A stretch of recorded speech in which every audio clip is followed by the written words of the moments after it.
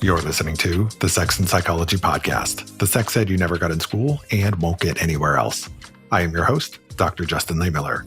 I am a social psychologist and research fellow at the Kinsey Institute and author of the book, Tell Me What You Want, The Science of Sexual Desire and How It Can Help You Improve Your Sex Life. In long-term relationships, almost everyone will go through a sexual dry spell at some point. The sex will just kind of disappear, and without realizing it, you might suddenly find that it has been weeks, months, or in some cases years since you've had sex. If you find yourself in a dry spell, know that you're in good company because this is normal, and it happens for a lot of different reasons. But it doesn't necessarily mean that there's something fundamentally wrong with you or with your relationship. However, the good news is that there's a lot you can do to break the dry spell and get your intimate life back on track. And that's what we're going to be talking about in today's show. We're going to explore the reasons why sex often disappears in relationships and what you can do about it. We'll discuss how to bring erotic tension back into your love life, how to make sex fun again, how to make the most of your date nights, and what to do when the self-help approach doesn't seem to be cutting it. I am joined by Dr. Nazanin Moali, a licensed clinical psychologist, ASEX certified sex therapist, and host of the internationally acclaimed Sexology podcast. Based in Los Angeles, she leads a successful private practice where she helps individuals and couples deepen emotional intimacy, overcome sexual challenges, and create more fulfilling relationships. This is going to be another fascinating episode that you won't want to miss. Stick around and we're going to jump in right after the break. Are you looking for a space that celebrates diverse perspectives, explores new frontiers, and brings all of your favorite people together? The annual Sexological Conference, hosted by Sexual Health Alliance, is where sexuality leaders gather. This conference connects you with world-class experts, leading sexuality companies, and a community of like-minded, passionate, and welcoming professionals. You'll find your people at the Sexual Health Alliance Annual Sexological Conference this October. Get your ticket to be inspired, educated, and empowered. Note that this conference is open to anyone and everyone.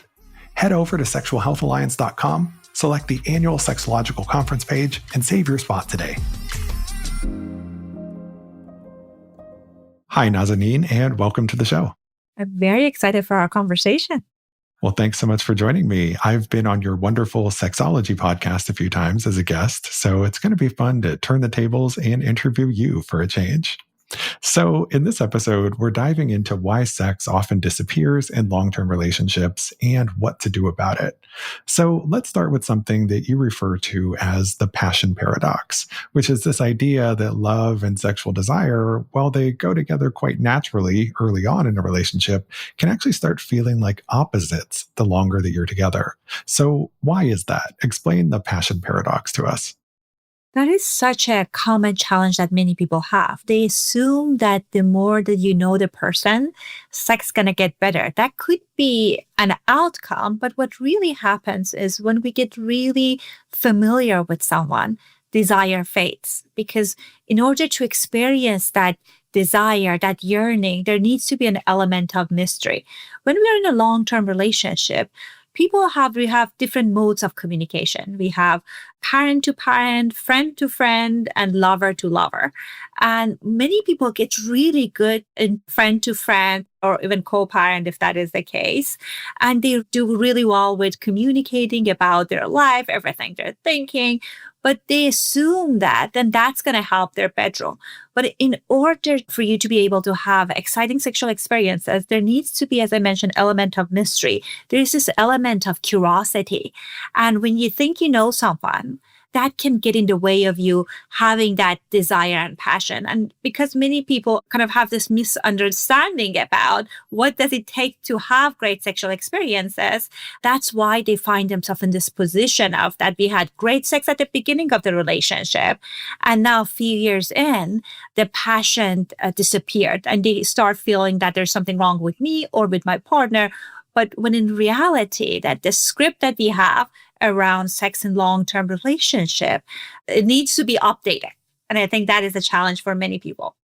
I think the way you explain that is so right. Early on in a relationship, sex can be really exciting with another person because there is that element of mystery, right? You don't know everything about them. And that also means that the sex that you're having is also more exciting because you don't necessarily know exactly how the encounter is going to go. And you kind of lose that in a long term relationship where things tend to become somewhat predictable. It doesn't necessarily happen the same way for everybody, but a lot of people find that they kind of fall into sexual ruts and routines. And when you do have that level of over closeness, sometimes that can kind of interfere with those feelings of desire. So let's say you're in a relationship where sex has disappeared. If you are, you're not alone. I can't tell you how many listeners and readers I've heard from over the years who will say, I love my partner and everything in our relationship seems to be working except for the sex. But they feel like that means there's something wrong with them or with their relationship. And there's all this panic and anxiety around it. But this is actually a totally normal thing, right? Most people are probably going to go through a sexual dry spell, won't they? Absolutely. And if we have right tools and strategies and mindset, we will be able to recreate a sexual life or reconnect with our partner in a really meaningful, sustainable way long term. As you mentioned, that there is an element of curiosity and mystery that we need in order to have good sexual experiences. The nature of meeting a stranger, right? That like there are things that you don't know about them. But now that you're a few years into the relationship and you feel you know the person, and then the life happens, right? We all have busy jobs, health issue can happen, and it's common for people to be able to have seasons that they're very connected and seasons that are sexually very disconnected. And it's important to kind of have this idea of how are we going to come back together when we are disconnected. And unfortunately, like I was looking at statistics, and for couples in the United States, people who would like to have sexual encounters with their partner. So we're not talking necessarily about people who identify as asexual. There is 20% of these couples that they are in longer term relationship, and they are what we talk about sexless relationship or sexless marriages. That's a huge number. And the definition is different from study to study. They usually say like having sex less than 10 times per year. And I see a lot of these people in my practice. And there is not that necessarily something horrible happens. It's an evolution of us not prioritizing our sexual and erotic experiences together, and we're getting more distance. And then now they find themselves in the situation that they feel like they are with their roommate or even worse, family members. And in those situations, it's hard to reconnect. So it's really important to pay attention to the patterns that's happening in our lives, in our sexual lives, and thinking about what can we do to reignite passion again in the relationship without thinking there's something wrong with you or with me. There's this dynamic that we need to necessarily pay attention to. Yeah, I think you're right that we need to normalize that people go through dry spells. It happens. It doesn't necessarily mean there's something wrong with you or with the relationship or with your partner. And it's not something that we should feel ashamed of. But there are ways that we can work on this, can address this. And the numbers that you mentioned are pretty consistent with what I've seen. About 15 to 20% of marriages are sexless. And again, as you mentioned, the definition of sexlessness, it's somewhat subjective.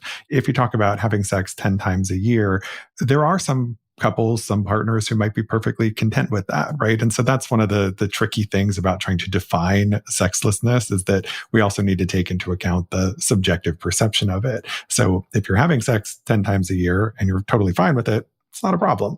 But if you're having sex at that frequency or less, and this is something that is very distressing to you and it's creating issues in the relationship, then we have a problem that needs to be addressed. And I think you're right, too, that a big part of the reason sex disappears is because it's just no longer as much of a priority. The longer you're with somebody, the busier you become. And, especially if you had children to the mix and if you're advancing in your career, there are all kinds of things that can create new stressors that can kind of get in the way of sex and sex being a priority in the relationship.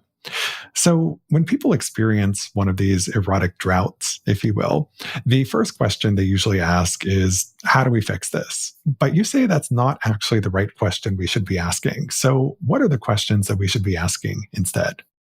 Well, As you mentioned, that oftentimes people go into this problem solving mindset, like let's schedule sex, let's go on a vacation. And these can be great interventions, but on its own, it's not going to solve the issue because the issue is sometimes people avoid sex because the experiences they're having with the partner it's not as exciting for them anymore. So I guess the right question is that how can we get to know each other's erotic mind and how we can create a sexual script that's energizing for both of us. If we are co-creating the script that's exciting for us. Because when sometimes people come to my office and they tell me that, my partner is asexual or they have low desire. And when I talk to the partner, they have a robust erotic mind. They don't feel energized in the dynamic that they have. And majority of people were not skilled and no one taught us about sexual communication. So we know that there are things we're interested in. We just don't bring it to the table to talk about it with our partner. Therefore, we are going based on this idea of maybe let's schedule sex. There's nothing wrong with scheduling sex, but it's not going to fix that erotic disconnection. So what I often invite my clients to think about is separately to think about their core erotic emotion. I know Jack Morin in his book, The Erotic Mind, talks a lot about your core erotic emotion. So there are emotions that make sex exciting for us. It's very different for different people. And it can come like rooted in our childhood, possibly. But the way that you can discover it is like thinking about the best sexual experiences that you had or this fantasy that really turns you on. You're very excited about this. And think about what was the emotion before and what was the emotion during. So for some people, maybe it's connection. Maybe for some people, it's adventure. For someone, could be humiliation. We can use that information and share it with our partner in a safe context. Therefore, we can create these sexual experiences that can create these emotions inside us and that can really help us to connect with our partner. So my invitation is for people to start with thinking about talking about their core erotic emotion, talking about creating a safe environment outside the bedroom to have those conversations. I often tell my clients to do what I call sexy happy hour. It could be once every week or once every month. Like this is like 20 minutes that you are, if you're drinking, you can have cocktail, mocktail, it's a sexy environment. We're not having sex, but we're talking about our core erotic mind. What are some of the fantasies that we have and what are some of the emotions and those fantasies that are important for us? So just getting to know your partner's erotic mind can really excite you, because it creates this sense of mystery. You understand that there are part of your partner that you don't know. And that also can give you a clue on how can we create and co-create these sexual experiences that can be very meaningful and exciting for us both. The other part that can be people use for motivation, because sometimes, honestly, if you're in drought, it's really hard to reconnect. And it's important to think, what is the meaning of sex for me, each partner, and what's the meaning of sex for us? For many people, it's connected to their identity. Some people feel like it's connected to kind of like passion, connection they have with their partner. Some people, it's connected to their independent identity. So it's really important to identify, why would I want to do this? So it can help you to feel motivated to continue on this journey of sexual exploration. Yeah, I love all of that, including the idea of having a sexy happy hour where you regularly stop and check in and talk about these sorts of things. The big issue for so many people is just that they never really talk about sex at all. They don't have a sexy happy hour, let alone any history of sexual communication. And that is a big part of the reason why people are often sexually disconnected in these long-term relationships. It's because early on in the relationship, the chemistry was just there. It was natural. They didn't really need to talk about it in order to have great sex. But the longer you're with someone, the more you really need that intimate communication, in part because your needs change and who you are as a sexual being is constantly evolving. And you and your partner might change in different ways or have different fantasies that emerge. And, if you're not talking about these things, then you're not really going to be changing together and being aware of what it is that your partner really wants and needs sexually. So yeah, I'm all for that sexual communication piece.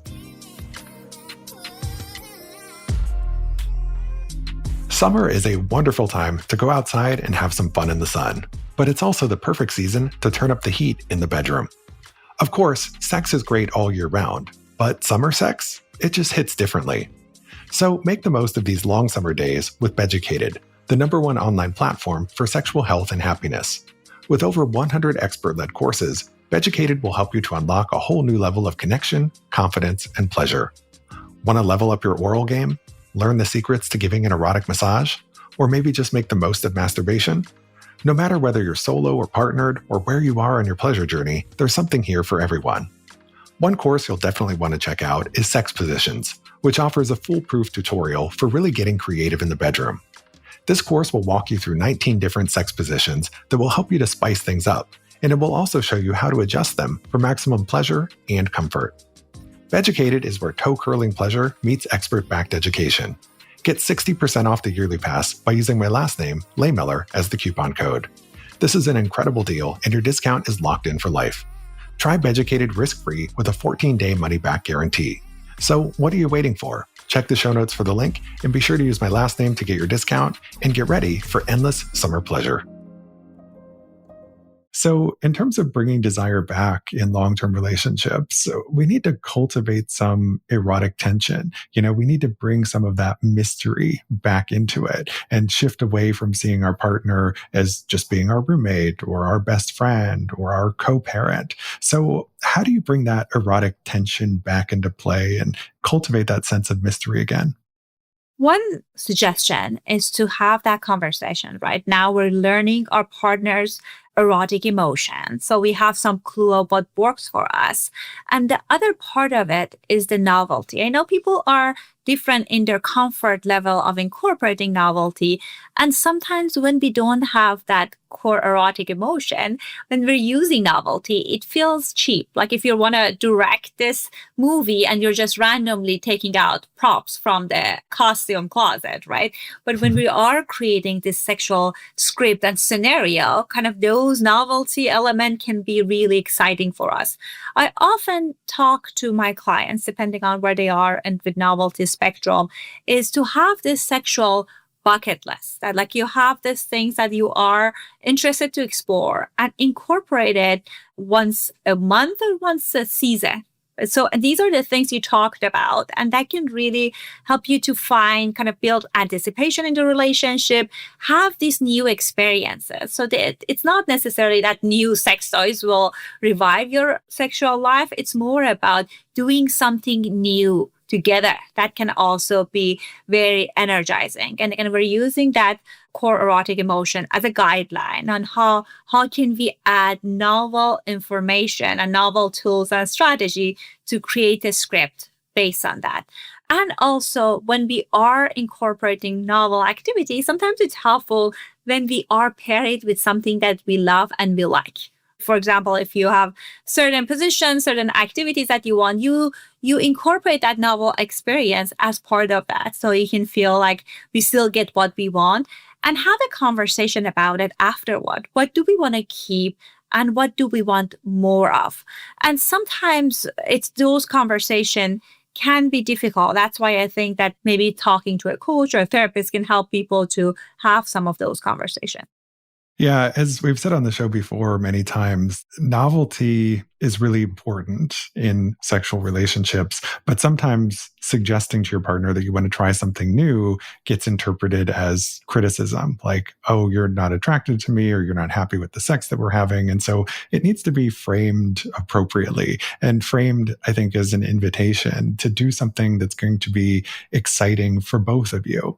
And when it comes to how much novelty you need to incorporate, my friend, Dr. David Frederick, who was a previous guest on the show, has done some research on this. And he's found that adding more novelty into your sex life does increase sexual satisfaction linearly but only to a point. So specifically, I think it was about 10 times a year, up to 10 times, we saw an increase in sexual satisfaction. So doing more than that doesn't necessarily beget more satisfaction, right? I think you can kind of max out on, the excitement that you can get from novelty. If you're doing it all of the time and it's always new and different, I think in some ways you don't have time to really kind of savor and enjoy those things and maybe revisit them. So yeah, you can always have too much of a good thing. But if you're aiming for, maybe once a month, that can be a good way to try and keep the excitement and energy alive. And that's why I love the sex toy of the month subscriptions that you can get, right? Where they send you something each month to try. And then you don't necessarily have to think about it or plan something. It's just, hey, this new thing arrives in the mail. And then that's automatically going to prompt a conversation about, well, what can we do with this together? And let's try this new thing. And so it's a nice way to just kind of keep that energy and add that novelty element in without going too overboard on it. Absolutely. And also, it's helpful for people to keep in mind that when you're adding novel activities, toys, your partner is the main event. Sometimes Yes. people feel kind of hurt because then their partner get distracted with these new things they're incorporating. But if you want to continue to have those novel experiences, make sure that you are having your partner as the main event and those other additions as a way to augment that experience. Yeah, I think that's great advice. Yeah. So, I mean, we need some novelty because nothing kills desire faster than sex that just starts to feel very mechanical or like a chore. It makes us lose our intrinsic motivation to want to have sex when it feels like something that you have to do instead of something that you truly want to do. And the same goes for when sex just becomes too predictable or too routine. When you lose all of that sense of mystery, you lose the spiciness that fuels your passion. So adding novelty in small doses can be a good thing. So, something we talk about a lot on this show is date nights and how they can be good for our relationships because they provide this opportunity to really connect with our partner through quality time where we're just focused on each other. However, it's easy for date nights to start becoming predictable, where we find ourselves defaulting to dinner and a movie every time. So, how can we reinvent or reimagine date nights in a way that's going to cultivate more erotic energy and excitement? One of the common way that people set up their date night, which can be still good, that as you said, you set up the exact same thing and then it just becomes on to check in about the relationship. That's okay. But if you want to have good sexual connection, it's really important to think about how do we create the erotic environment, right? That maybe I know many people engage playing cards, that there are so many different options now for sexy cards that you can play and open a conversation about a sexual connection, or even choosing the venues, the activities that you are doing. It's important to think about, is this enhancing an erotic connection or gets in the way? So if it's getting in the way or it feels even neutral, my invitation for you is maybe once in a month doing a date night that's enhancing your erotic connection. It could be maybe you like excitement. That could be something that can make you excited. And then like I know that you talk about also that when you're sometimes when people see a scary movie, it's more likely for Mhm. people to have sex. So it's important to have that in mind. One of the challenges that I know many people have is like after dinner and they just don't want to feel sexually connected with their partner. One really good strategy around that is to maybe have sex as a first part of the activity, right? Have sex before going for dinner or have sex before going to this show. So you feel sexually connected and you have that afterglow when you're connecting with your partner. Other important tip when it comes to date night is that if you want to have good sexual experiences, my invitation for you that at least 25% of time engage in some type of sexual connection that doesn't require intercourse. Like I know for heterosexual couples, sometimes it feels like a pressure. In order to have successful sexual experiences, we have to have PIV. And sometimes people are just not in the mood or they feel uninspired. You can have a menu of options that can help you to connect with your partner that doesn't require a hard penis. It could be erotic massage, it could be sexy dancing, whatever feels erotically charged for you that doesn't require traditional way of approaching to sex. That also can be a win. Yeah, I think those are all great pieces of advice. And, I like that idea of kind of making sex the appetizer to date night instead of it being the dessert. People often leave sex for the end of the evening. It's like the last thing that they do before they go to bed. But the risk with doing that is that you're going to be too tired, or one of you will be too tired to do it, or you just won't be in the mood, or you'll still be bloated from dinner. There's all kinds of things that can happen that can kind of get in the way of sex taking place if you wait until later. And that's where, having more things on the menu can certainly help in dealing with that situation, but also maybe just rethinking your approach to when you have sex.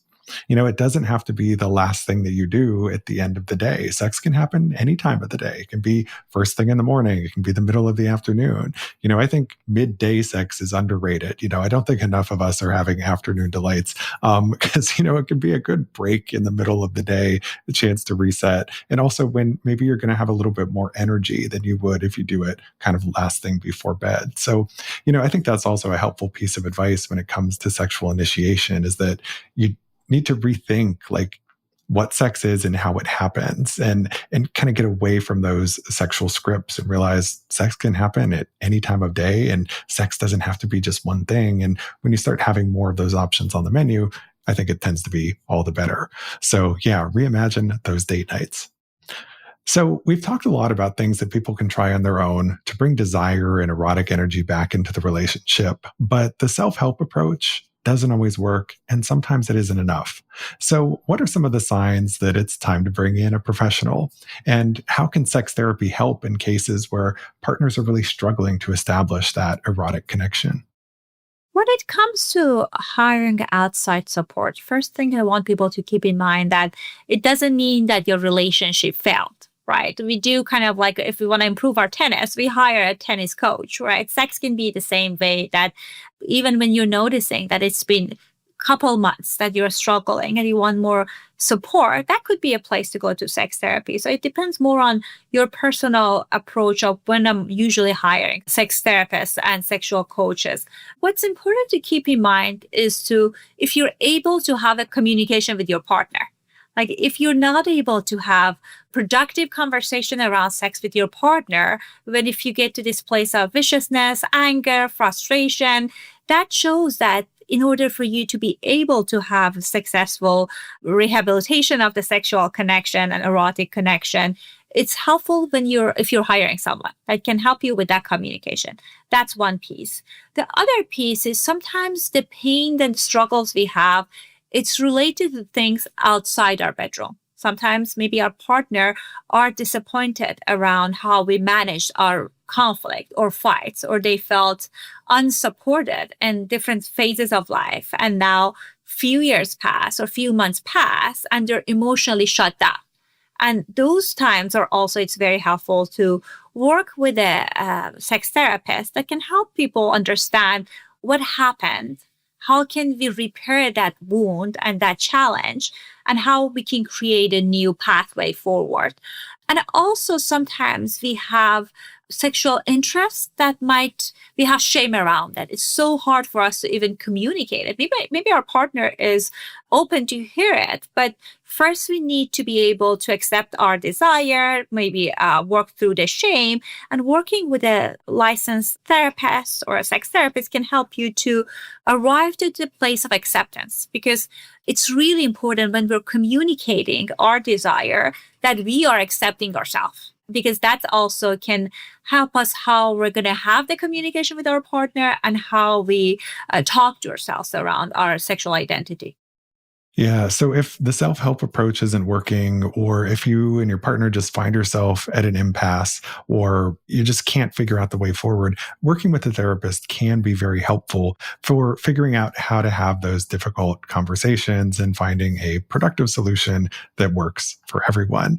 Just be careful when you're selecting who it is that you're going to get help from, right? There is variation in the quality of services that are out there. Ideally, look for a certified sex therapist. And you can find some resources on my website at sexandpsychology.com, where I have links to lots of therapist locator tools. So you can find somebody who knows what they're talking about and is going to give you good help and advice.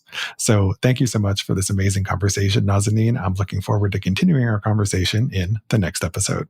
Can you please tell my listeners where they can go to learn more about you and your work? Thank you so much for this opportunity. They can go to sexologypodcast.com. They can find all of my information there, and they can check out my podcast. It's called Sexology Podcast, wherever they listen to shows. Great. And I'll be sure to include links to that in the show notes. Thanks again so much for your time. I really appreciate having you here. Thank you for listening. To keep up with new episodes of this podcast, visit my website, Sex and Psychology, at sexandpsychology.com, or subscribe on your favorite platform, where I hope you'll take a moment to rate and review the show.